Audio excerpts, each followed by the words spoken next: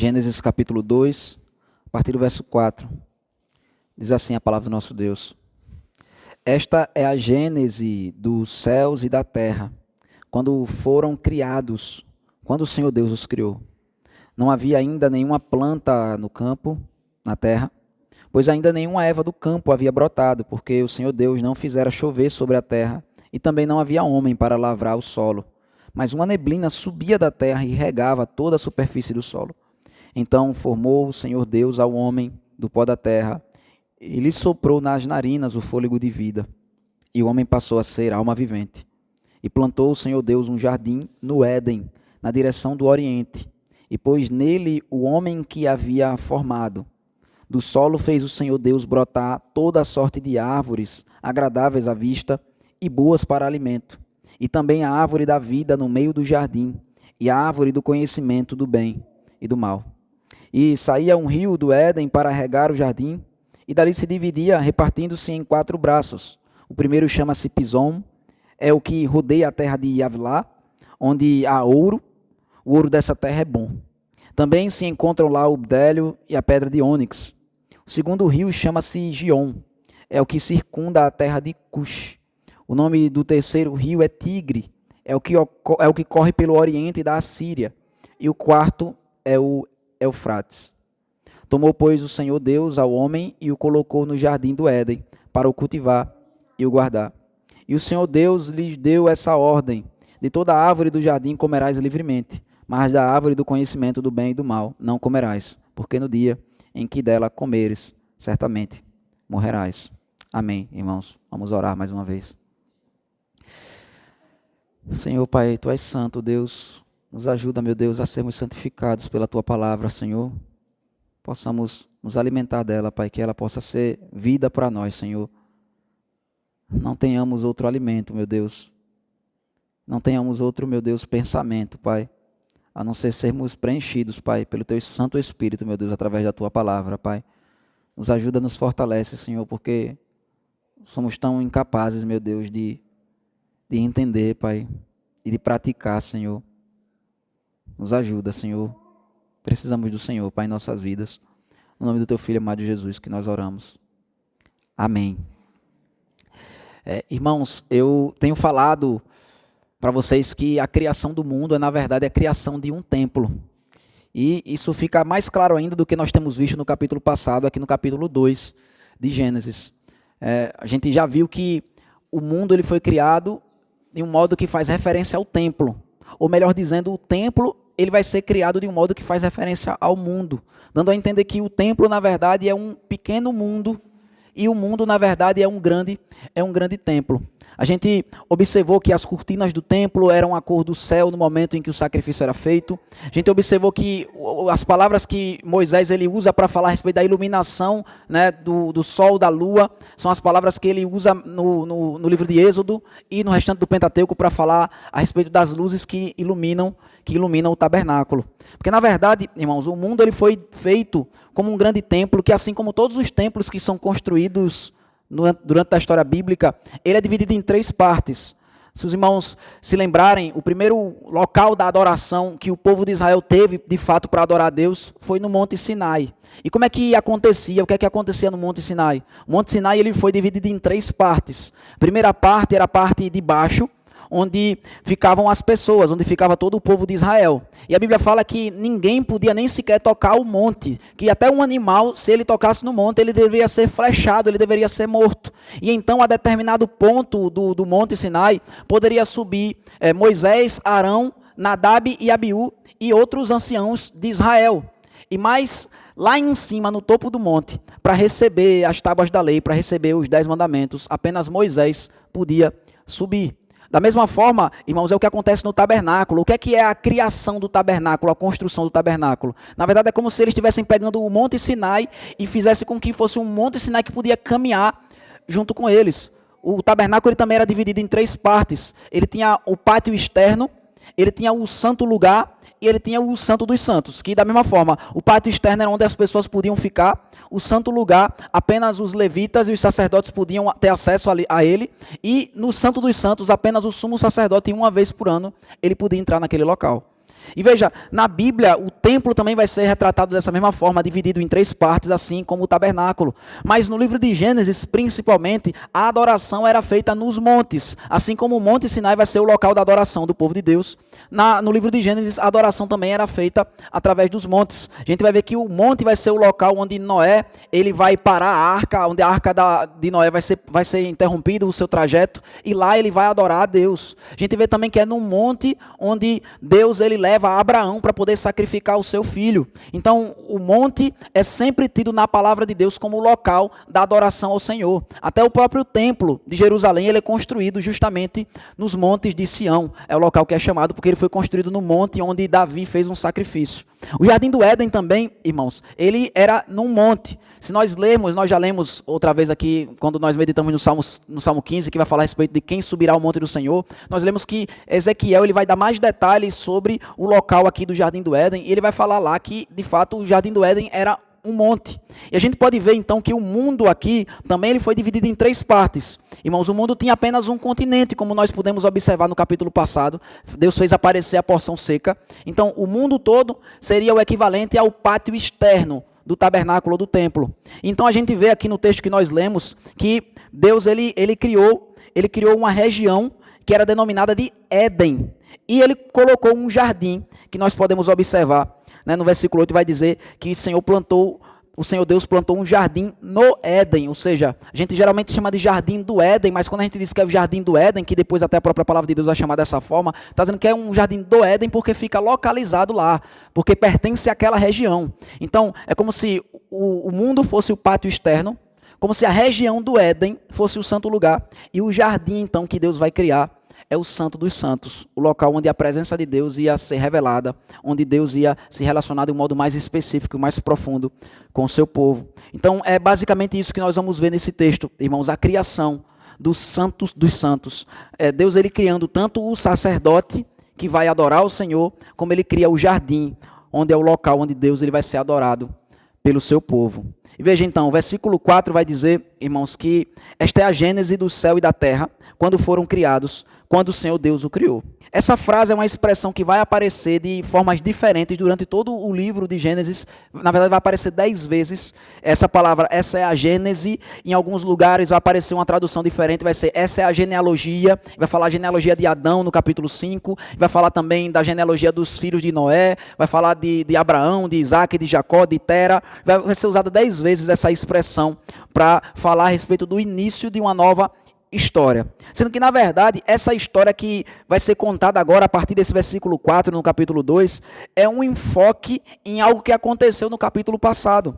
Veja, o que Deus ele queria falar através da narrativa de Moisés no capítulo 1 era justamente que toda a criação ela era conduzida para o 7º dia, que era o dia de descanso. Mas agora então ele volta no 6º dia e vai mostrar então não apenas o dia do descanso, mas o local do descanso. E o homem que foi criado para esse descanso. Se a gente puder resumir, irmãos, a criação de Deus foi o que Deus fez para que ele pudesse ser glorificado quando o homem ele entra no descanso de Deus. É assim que Deus é glorificado na criação, irmãos, é quando o homem ele entra no descanso de Deus. E é a respeito disso então que vai ser falado no capítulo 2. Nós vemos então ele dando o início dessa nova história, falando que o Senhor Deus criou todas as coisas. Mas percebam que aqui ele já usa um nome diferente para falar a respeito de Deus. No capítulo passado ele se referia a Deus apenas como o nome Deus. Mas a partir de agora, durante todo o capítulo 2, ele vai se referir a Deus sempre chamando ele de Senhor Deus, que é um nome que nós já meditamos aqui na igreja, que se refere a Deus, ele ser o Deus da aliança. Essa palavra Senhor, que geralmente aparece nas Bíblias com letra maiúscula, está falando a respeito do nome que Deus revelou a Moisés, quando ele apareceu para Moisés na sarça ardente. Ou seja, é o nome que Deus revelou para que ele pudesse ser conhecido como o Deus, que ele anda com o seu povo, o Deus que cuida do seu povo, o Deus que age e que vive em aliança com o seu povo. E essa então é a forma íntima que Deus se relaciona conosco. Por exemplo, nós vamos ver no capítulo 1, Deus simplesmente criando absolutamente tudo. Mas agora nós vamos ver a criação do homem de um modo diferente. Ele vai falar agora da criação do homem de um modo muito mais íntimo, que é justamente essa a ideia de todo o capítulo, para mostrar a intimidade que nós podemos ter com esse Deus que nos criou. Então ele fala no versículo 5, não havia ainda nenhuma planta do campo na terra, pois ainda nenhuma erva do campo havia brotado, porque o Senhor Deus não fizera chover sobre a terra, também não havia homem para lavrar o solo. Vejam só, ele está voltando então para o dia 6, ele está voltando aqui para um momento em que o homem ainda não havia sido criado. Ele fala, irmãos, que não havia planta no campo, que não havia erva do campo, e algumas pessoas fazem confusão, porque a erva do campo, a relva, na verdade, ela foi criada, tudo isso foi criado junto com a terra. Quando Deus fez aparecer a porção seca, no dia 3, ele fez também com que a natureza ela produzisse vegetação. No entanto, aqui, ele não está falando da vegetação de modo abrangente, ele não está falando aqui, por exemplo, como se fosse de florestas. Ele está falando aqui a respeito de um jardim. Ele está falando aqui de ervas específicas que Deus ia criar ainda nesse dia 6º. Então ele diz que Deus fez com que a terra pudesse ser, ela pudesse existir mesmo sem existir homem e mesmo sem existir chuva. Se a gente puder olhar, ele diz, não havia homem e não havia chuva. Deus não havia feito chover ainda.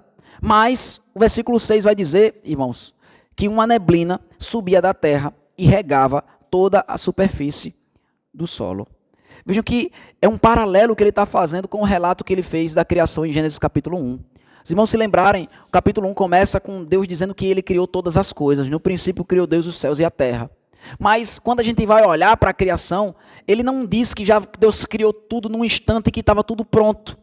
Diz que quando Deus criou os céus e a terra, quando ele começou a criar as coisas ele não criou de um modo completo. Ele criou as coisas de um modo que ainda elas precisavam ser completadas. Porque é exatamente isso, irmãos, que Deus fez aqui na criação. No capítulo 1, as coisas elas só são completadas quando chega o dia 7º, que é a plenitude então de todas as coisas, e o homem então vai entrar no seu descanso. Da mesma forma, ele está falando aqui que Deus, apesar dele já ter criado aqui algumas ervas, elas não tinham brotado ainda, porque não havia homem e não havia chuva.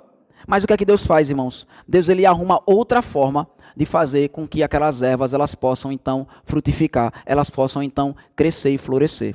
Por que a Bíblia nos diz isso, irmãos? Porque a Bíblia nos dá esse detalhe específico. É uma repetição ou algo muito parecido com o que ele fala no dia 1. No dia 1, Deus cria a luz, sem sequer ter criado o sol e sem sequer ter criado a lua. E Deus faz dessa forma para mostrar que, de fato, ele usa o sol, de fato, ele usa a lua, de fato, ele usa a chuva, de fato, ele usa o homem, para que as coisas possam acontecer nesse mundo, mas que Deus ele não precisa de absolutamente nada disso, irmãos. Deus ele é autossuficiente, e se ele quisesse, ele poderia fazer com que as coisas acontecessem de outras formas, completamente diferentes daquela que na nossa lógica, no nosso pensamento, nas leis da física que nós conhecemos, estamos acostumados que elas aconteçam dessa forma. Deus ele poderia ter criado um mundo de um modo completamente diferente desse, irmãos, e fazer com que a vida ela existisse de um modo completamente diferente. Mas foi assim que Deus quis fazer. Ele quis fazer as coisas aos poucos. Ele quis com toda a sua paciência ir moldando o mundo para que ele pudesse alcançar o propósito que Deus criou todas as coisas para que elas alcançassem, que é a glória de Deus. Então a gente vê que Deus ele dá o seu jeito, irmãos. Deus ele não precisa de nós. Veja, depois que Deus já fez essas coisas, então Deus ele vai formar o homem, mostrando que Deus ele não precisava do homem para absolutamente nada. Mas ele forma o homem, irmão, no versículo 7. E a Bíblia diz que ele formou o Senhor Deus ao homem do pó da terra e lhe soprou nas narinas o fôlego de vida. E o homem passou a ser alma vivente. E é muito profundo. Se a gente parar para pensar de fato, a quantidade de informações, a quantidade de conhecimento que o Senhor está nos dando, em nos explicar dessa forma específica, em ter nos criado desse jeito, irmãos. Porque pare para pensar, no capítulo 1 ele disse simplesmente que o homem foi criado à imagem e semelhança de Deus e foi criado macho e fêmea. Mas aqui ele vai nos especificar como foi que as coisas aconteceram em seus detalhes. Obviamente, irmãos, Deus ele não fez exatamente aqui a ideia que a imagem que Moisés está nos dando é como se Deus estivesse colocando a mão no solo e ele estivesse formando um homem do barro com suas próprias mãos e então ele vai soprar o sopro de vida nesse homem. No entanto, obviamente, nós sabemos que Deus não tem corpo, mas a Bíblia está falando dessa forma para nos mostrar a intimidade, o cuidado, a forma detalhada que Deus ele nos criou. É como se Deus tivesse colocado a mão no barro, ele tivesse colocado a mão no pó da terra e ele tivesse nos feito. E o que é que nós podemos aprender disso? Veja que nós somos criados não das estrelas. Deus poderia ter pegado o pó das estrelas ou a luz do sol, e nós temos sido criados seres gloriosos pela nossa própria natureza ou essência, por Deus ter nos criado de algo que tem um valor infinito. Mas não foi isso que Deus quis fazer. Veja, Deus ele nos pega daquilo que é o mais humilde, daquilo que é o mais sem valor. Deus ele nos pega do pó da terra, e ele então vai criar a criatura mais gloriosa que ele fez até então, a partir do pó, a partir da coisa insignificante. Isso deve sempre ser trazido à minha memória e à sua. Quando nós nos acharmos, irmãos, alguma coisa, quando nós nos acharmos dignos de algum louvor, de alguma adoração, de algum reconhecimento por parte dos homens, nós devemos lembrar que nós somos apenas pó. Nós não somos absolutamente nada. Irmão, se há algo de bom em nós, é simplesmente o sopro de Deus que há em nós. Veja, nós em nós mesmos, nós em nossa própria carne, nós em nossa própria natureza, nós não somos absolutamente nada. Deus ele nos fez do pó da terra. E veja que é exatamente isso que Deus fala. É isso que Deus diz ao homem quando o homem cai em pecado. Ele diz: você vai morrer porque você foi feito do pó e você vai voltar ao pó você vai tornar. Ou seja, o homem distante de Deus, ele é simplesmente pó. Mas veja que eu e vocês, se nós não somos apenas homens criados por Deus, mas se nós nos relacionamos com Ele, veja que nós somos muito mais do que o pó da terra apenas, porque Deus nos deu o fôlego de vida soprando nas narinas. Imagina a imagem que está sendo criada aqui por Moisés, é como se Deus ele estivesse tão próximo de nós, que o ar entra em nossos narizes pelo sopro de Deus. Veja, irmãos, a intimidade, a proximidade que nós podemos ter com Deus. Nós somos criados, nós tivemos vida quando o Senhor ele soprou em nós. Veja que não foi assim que ele criou mais nada nesse mundo. Que todas as outras coisas Deus ele criou e podia ter nos criado também dessa forma, simplesmente pela palavra do seu poder, simplesmente dizendo haja o homem e haja a mulher, mas não foi assim que Deus fez as coisas. Ele se relaciona conosco, ele para tudo o que ele está fazendo, ele não simplesmente vai criando e nós somos uma coisa entre tantas que ele criou. Não, o capítulo 2 fala aqui de modo detalhado, de modo específico, Deus ele parou para nos criar. E nós passamos a ser alma vivente. Veja, todo homem, ele é alma vivente. Eu falei que nós, se somos cristãos, se nos relacionamos com Deus, nós somos de fato mais do que apenas o pó. Mas porque o homem que foi criado como alma vivente, o homem que foi criado à imagem e semelhança de Deus, mas ele não está buscando se relacionar com esse Deus. Ele não vai refletir a imagem de Deus do modo que ele deveria. Pelo contrário, ele vai refletir a imagem de Deus, porque ele foi criado à imagem de Deus, ele não tem como deixar de refleti-la, mas de um modo corrompido. O homem que não busca o Senhor é como se fosse um espelho quebrado, que se você se posicionar na frente dele, você não vai conseguir ver o seu próprio rosto. Pelo contrário, o que você vai ver é uma aberração. Você vai ver um ser completamente corrompido, você vai ver uma pessoa ali com vários olhos, com uma testa desfigurada, com um rosto completamente troncho. E não é assim, irmãos, que nós somos criados para refletir a Deus. Nós somos criados para que quando as pessoas olhem para nós, olhem para a nossa vida, elas possam ver a imagem e a semelhança de Deus. E como nós já vimos, imagem e semelhança de Deus significa que nós somos criados para representar Deus nesse mundo. E nós somos criados para nos relacionarmos com Ele. É isso que significa a palavra imagem e a palavra semelhança nos escritos antigos, do tempo em que a Bíblia foi escrita. Veja, irmãos, que a gente vê, voltando para o capítulo 1, quando Deus nos criou, a partir do versículo 27, a partir do 26, melhor dizendo, façamos o homem à nossa imagem, conforme a nossa semelhança, tenha ele domínio sobre os peixes do mar, sobre as aves do céu, sobre os animais domésticos, sobre toda a terra e sobre todos os répteis que rastejam pela terra. Criou Deus, pois, o homem, à sua imagem, a imagem de Deus o criou. Homem e mulher os criou. E Deus os abençoou e lhes disse: sede fecundos, multiplicai-vos, enchei a terra e sujeitai-a, dominai sobre os peixes do mar, sobre as aves do céu, sobre todo animal que rasteja pela terra.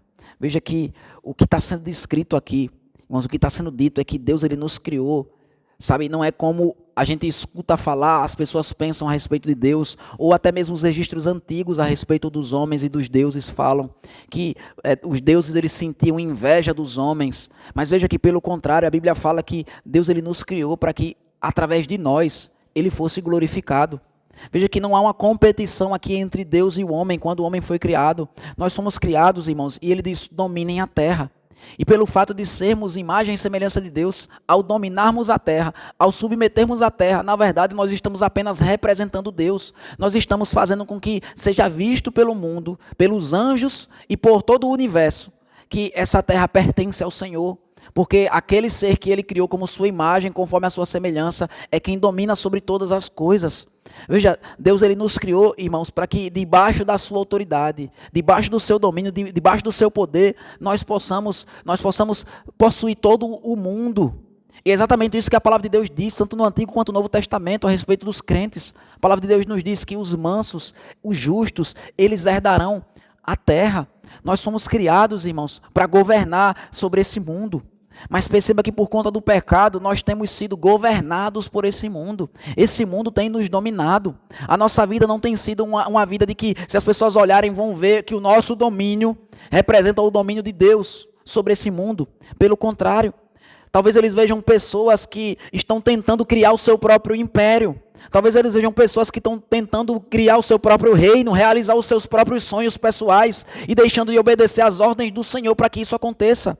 Porque veja, ele diz claramente aqui que a forma que nós vamos fazer isso é nos multiplicando, sendo fecundos, enchendo a terra, sujeitando e dominando sobre todos os animais, sobre toda a terra. E o que é que os homens fazem hoje, irmãos? É exatamente o contrário de tudo isso que nós lemos aqui.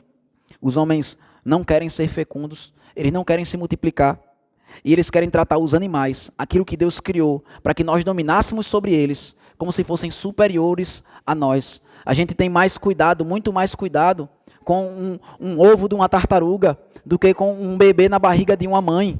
Nós temos muito mais preocupação, irmãos, com a natureza do que com o ser humano. Existem muito mais leis protegendo a natureza e os animais do que protegendo o próprio ser humano.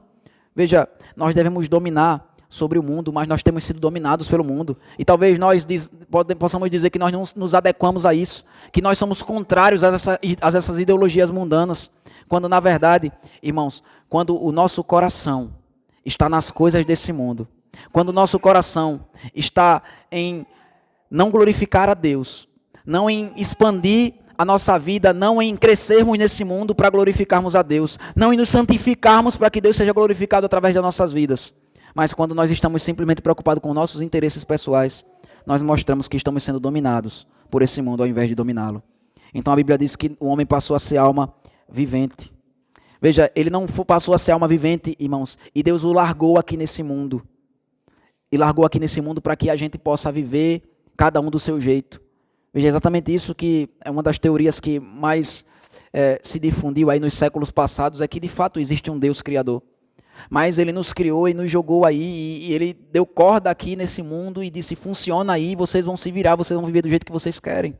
Não, irmãos, a palavra de Deus diz que Deus ele criou o homem e plantou o Senhor Deus um jardim no Éden, na direção do Oriente, e pôs nele o homem que havia formado. Veja, irmãos, Deus ele nos cria, ele cria o homem, e ele cria também o jardim. Ele cria então o Santo dos Santos, e ele coloca o homem para habitar, ou coloca o homem para estar no Santo dos Santos. Veja que essa expressão que ele faz questão de dizer aqui, Moisés, que o jardim no Éden, ele é feito na direção do Oriente, justamente faz referência às questões sagradas desse local. Porque se nós formos olhar todas as vezes, irmãos, que a Bíblia vai falar a respeito do tabernáculo, vai falar a respeito dos templos que são criados na palavra de Deus, todos eles são também virados para o Oriente. O Oriente representa o local onde o sol nasce, ou seja, representa a vida.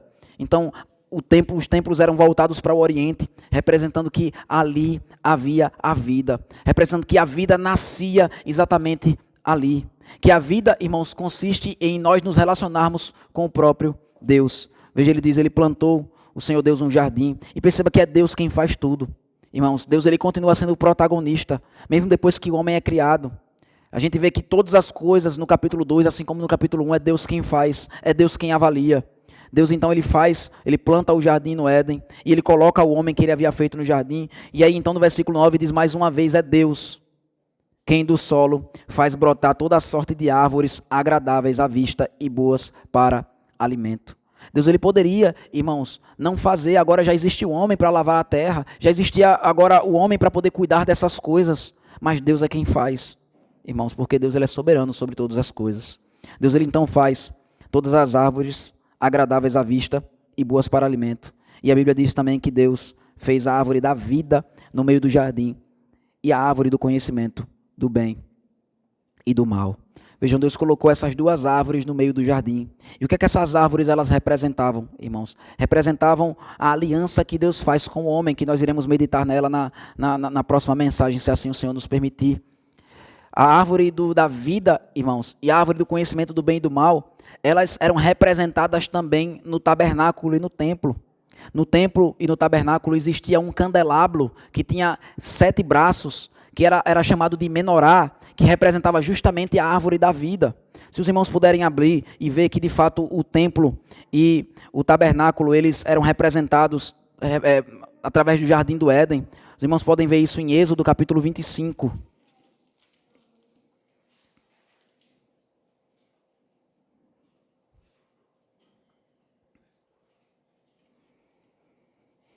Êxodo capítulo 25, versículo 31.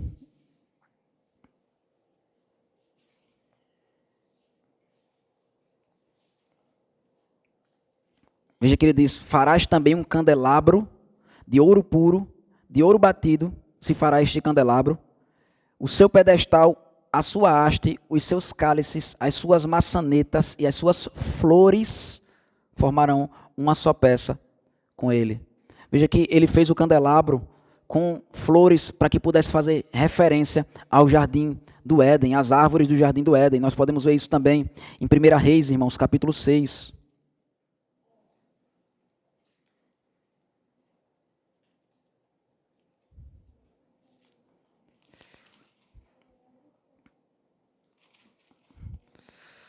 Primeira Reis, capítulo 6,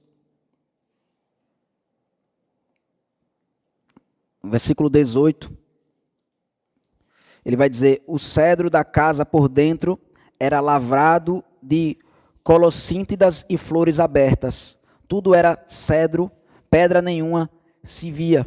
O versículo número 29, irmãos, nas paredes todas, tanto no mais interior da casa, como no seu exterior, lavrou ao redor entalhes de querubins, palmeiras e flores abertas. E também no versículo 32, assim fabricou de madeira de oliveira 2 folhas e lavrou nelas entalhes de querubins, de palmeiras e de flores abertas.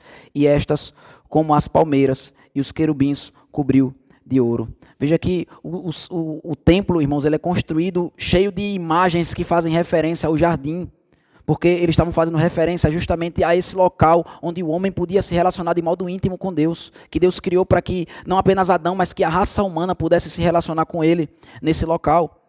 E essas 2 árvores, irmãos, que são colocadas no meio do jardim, elas representam justamente a obediência que nós devemos ter ao nosso Deus. Por exemplo, ele representa o próprio Pentateuco, a própria Bíblia. A árvore da vida e a árvore do conhecimento do bem e do mal, elas fazem referência justamente à escolha que nós devemos fazer da vida e não da morte. Se os irmãos puderem observar, quando nós lemos até o versículo 17, ele não fala que nós não podemos comer da árvore da vida. Ele faz apenas restrição sobre a árvore do conhecimento do bem e do mal. Nós poderíamos fazer uso, irmãos, da árvore da vida, assim como nós fazemos uso da Santa Ceia do Senhor. Nós podemos comer do pão e beber do vinho em referência àquilo que nós aguardamos fazer eternamente com Deus. Da mesma forma, a árvore da vida representa um relacionamento vivo e completo que nós podemos ter sempre com o nosso Deus. Os irmãos observarem que Deus, depois de ter feito esse relato das 2 árvores, ele vai fazer um relato do jardim de modo completo. Ele vai do versículo 10 até o versículo 14, falar a respeito de 4 rios que saem do jardim. Ele diz no versículo 10, e saiu um rio do Éden para regar o jardim, e dali se dividia, repartindo-se em 4 braços. O primeiro chama-se Pison, é o que rodeia a terra de Avilá, onde há ouro. o ouro dessa terra é bom. Também se encontram lá o bidélio e a pedra de ônix. O segundo rio chama-se Gion, é o que circunda a terra de Cush. O nome do terceiro rio é Tigre, é o que corre pelo oriente da Assíria. E o quarto é o Eufrates. Veja, ele fala que existia um rio único que estava na região do Éden e que ele passava pelo jardim. E que só depois que ele passava pelo jardim, esse rio se dividia em quatro outros rios. As pessoas tentam, através dessa descrição aqui que é dada por Moisés, adivinhar o local, então, do jardim do Éden. Sendo que, na verdade, não teria como a gente saber, nem se a gente encontrasse 4 rios com esse nome. Irmãos, porque é muito comum, a gente vê aqui tem um rio que é muito conhecido, que é o rio Eufrates, pelo menos, e outros rios também que as pessoas podem tentar achar a localização deles. No entanto, é muito comum quando a gente chega em um outro local, a gente nomear aquelas cidades, aqueles rios, as coisas que pertencem àquele local, com o nome do local da onde a gente veio. Por exemplo, a gente tem muitas cidades. Em Minas Gerais tem mais de 40 municípios que fazem referência a nome de cidades em Portugal. E até aqui mesmo no Pará. A gente foi em Marajó e várias ilhas lá tem nomes que fazem referência a cidades e a locais lá em Portugal. Então, mesmo se a gente encontrasse rios com esse nome, não significaria que estava falando que esses rios são exatamente esses mesmos rios que são falados aqui na Bíblia. E a ideia da Bíblia não é dar um mapa para que a gente possa descobrir qual local onde o Jardim do Éden ele existia. Pelo contrário, o nome desses 4 rios, irmãos, todos os nomes de cada um desses 4 rios fazem referência à abundância, fazem referência a um transbordar. Esses nomes todos, eles significam esse tipo de coisa. E o que então que a palavra de Deus está nos ensinando através disso? Veja, ele fala que um rio ele vai passar pelo jardim. E só depois que ele passa pelo jardim, ele vai se dividir em 4, ou seja, 4 vai fazer referência aos 4 cantos da terra, que a Bíblia cita em vários locais. Está dizendo que, através do jardim do Éden, é que o rio ele vai se dividir para abençoar, para espalhar e para molhar, e para lavar, para purificar e para cultivar todo o planeta Terra. Ou seja, o que a descrição nos diz, irmãos, é que com abundância, o Jardim do Éden, ele é capaz de fazer com que as bênçãos que são recebidas, são usufruídas lá, elas transbordem por todo o mundo, por toda a nossa vida. Veja, e então, depois de dar essa descrição detalhada desses rios e de pedras preciosas que existiam nesses rios, ele vai dizer que o homem foi colocado no jardim e ele deu uma função específica para o homem. Versículo 15 vai dizer que Deus ele colocou o homem no jardim para cultivar e para guardar o jardim.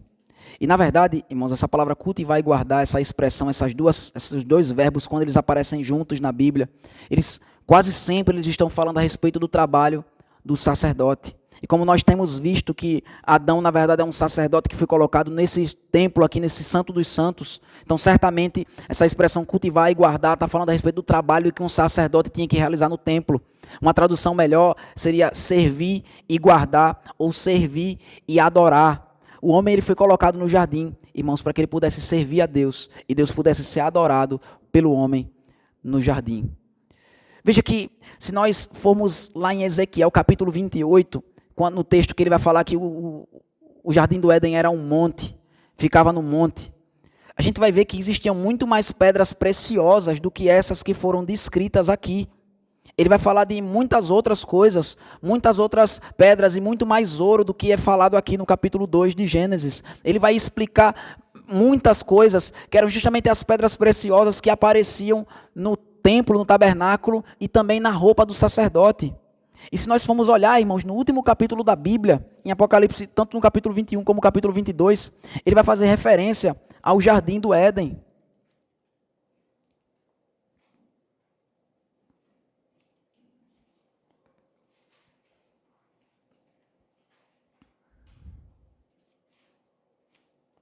O capítulo 21 vai dizer: vi novo céu e nova terra, pois o primeiro céu e a primeira terra passaram, e o mar já não existe. Vi também a cidade santa, a nova Jerusalém que descia do céu, da parte de Deus, ataviada como uma noiva adornada para o seu esposo. Então ouvi grande voz vinda do trono dizendo: eis o tabernáculo de Deus com os homens, Deus habitará com eles, eles serão povo de Deus, e Deus mesmo estará com eles. Vejam, irmãos, que a descrição dos novos céus e a nova terra a descrição da cidade santa, Jerusalém, é justamente a descrição de um tabernáculo, onde Deus vai se relacionar com o seu povo. E se nós formos olhar, irmãos, a descrição da cidade, da Nova Jerusalém, que ele vai nos dar aqui, a partir do final do capítulo 20 e entrando para o capítulo 21, a gente vai ver que justamente as mesmas pedras preciosas que tinham no Jardim do Éden, são as pedras preciosas que montavam a cidade de Jerusalém, a Nova Jerusalém. Veja, ele diz, por exemplo, no versículo número 16, irmãos, ele diz: a cidade é quadrangular de comprimento e larguras iguais, que é justamente a forma que o Santo dos Santos era construído, irmãos, era um cubo, ou seja, os lados, a altura e o comprimento era tudo igual. E ele diz então que tem as pedras preciosas, ele vai falar a partir do versículo 19, os fundamentos da muralha da cidade estão adornados de toda espécie de pedras preciosas. O primeiro fundamento é o de jaspe, o segundo de safira, o terceiro de calcedônia, o quarto de esmeralda, o quinto de sardônio, o sexto de sárdio, o sétimo de crisólito, o oitavo de berilo, o nono de topázio, o décimo de crisopraso, o undécimo de jacinto e o duodécimo de ametista, que são justamente as pedras preciosas, irmãos, que eram encontradas no Jardim do Éden. Veja que Deus, ele nos criou e nos colocou no jardim, irmãos, para que nós nos espalhássemos pelo mundo. E a gente pudesse, então, através desses 4 rios que atravessam o mundo todo, a gente pudesse fazer o reino de Deus se expandir. A gente fizesse o Santo dos Santos, irmãos, ele tomar conta do mundo todo. Existe a descrição de um templo. Não sei se os irmãos conhecem, no final do livro de Ezequiel. O livro de Ezequiel, ele termina falando a respeito de uma construção de um templo, que as pessoas, elas aguardam ansiosamente que esse terceiro templo sejam construídos. Toda semana aparece para mim nas redes sociais uma informação de que o templo vai ser construído, o novo templo vai ser construído. Mas se as pessoas forem lá olhar e ler o livro de Ezequiel, elas vão ver que o tamanho, as medidas que Ezequiel ele fala a respeito do tamanho daquele templo, são muito maior do que toda a terra prometida. Não é simplesmente maior do que o templo antigo que eles tinham lá em Jerusalém. Nem em toda Jerusalém não caberia o templo, nem em toda a terra prometida não caberia o templo. Porque, na verdade, Ezequiel está falando da expansão do templo, que eu e você nós deveríamos ter feito, que eu e você nós deveríamos fazer, que eu e você nós deveríamos, ao invés de termos escolhido ao pecado, ao invés de termos escolhido viver como se fôssemos apenas pó, mas vivemos como fôlego de vida dado por Deus, nós deveríamos ter construído esse templo maior, deveríamos ter expandido os santos dos santos, o Jardim do Éden, para um tamanho muito maior, até que todo o mundo fosse cheio com a glória de Deus. Que é exatamente isso que toda a Bíblia vai dizer, irmãos, a expectativa de que toda a terra, ela seja cheia com a glória de Deus, sendo que a glória de Deus, ela habita num lugar específico, irmãos, ela habitava sempre no Santo dos Santos, que é exatamente isso que é dito no capítulo 3 de Gênesis, quando nós olhamos que o homem ele pecou, e o texto vai dizer claramente que Deus ele andava, no versículo 8 vai dizer que ouviram a voz do Senhor Deus que andava no jardim pela viração do dia. Essa palavra aqui, esse verbo que ele usa aqui para dizer que Deus andava no jardim, é a mesma palavra que era usado para falar que era a habitação de Deus no templo, no tabernáculo. Ou seja, o Deus ele só habita ali no Santo dos Santos, mas ele nos criou ali para que a gente pudesse expandir a glória dele para toda a parte da terra, irmãos. Mas nós não fizemos isso, porque nós caímos em pecado junto com Adão. Mas o Senhor Deus, ele nos mandou o seu Filho Jesus Cristo.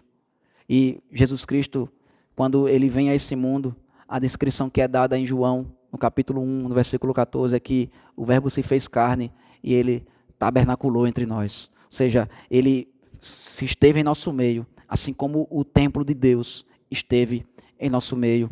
É por isso que quando os homens eles perguntam para Jesus com que autoridade que ele vai e faz essas coisas que ele faz, ele vai purificar o templo, ele diz: destruam esse templo aqui e eu vou reconstruir ele em 3 dias. Porque a pessoa de Cristo, irmãos, ela substitui o Jardim do Éden. Ele é o nosso local de descanso. E veja, através dele, eu e vocês, nós também somos o templo de Deus. E nós devemos espalhar o templo de Deus por toda a face da terra. Veja que você talvez possa querer fazer muitas coisas nessa vida. Mas eu e você, nós fomos chamados para, estando no Jardim do Éden, ou seja, estando em Cristo Jesus, eu e você, nós cultivemos e guardemos o jardim. Eu e vocês, nós adoremos e sirvamos a Deus. E que independente qual seja a função específica que nós temos aqui nessa terra, que seja uma função através da qual nós vamos expandir o Jardim do Éden. Nós vamos fazer com que a glória de Cristo ela seja espalhada por esse mundo e até os confins da terra, o Senhor ele receba a glória e o louvor, que ele ainda não recebeu por conta do meu pecado e do seu. Mas nós sabemos que vai chegar o dia em que Deus ele vai receber toda a glória que é devida. Seja porque os joelhos vão estar dobrados por adoradores ou por pessoas desesperadas que terão que pagar até pelo seu último pecado a eternidade no inferno. Amém, irmãos? Que Deus nos abençoe.